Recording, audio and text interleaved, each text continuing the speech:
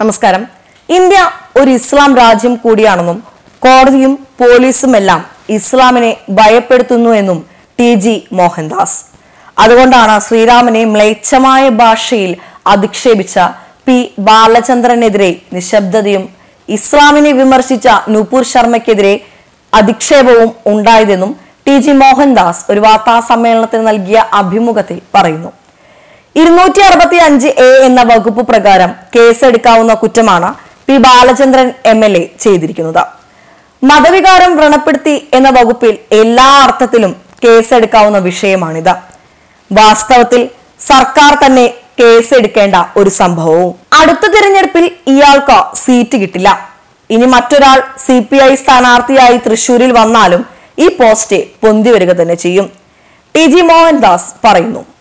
ഗ്യാൻവ്യാപി കാശി വിശ്വനാഥ ക്ഷേത്ര തർക്കത്തിന്റെ പശ്ചാത്തലത്തിലായിരുന്നു BJP നേതാവ് നൂപുർ ശർമ്മയുടെ ഒരു പ്രസ്താവന വിവാദമായത്.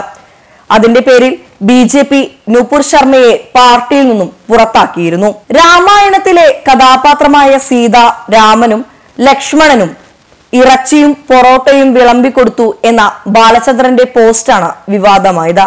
ഹൈന്ദവ വിശ്വാസികളുടെ വികാരത്തെ വ്രണപ്പെടുത്തി എന്ന വിമർശനം ശക്തമായതോടെ ബാലചന്ദ്രൻ ഫേസ്ബുക്ക് പോസ്റ്റ് പിൻവലിക്കുകയും ചെയ്തിരുന്നു. News desk Bharathabhoomi.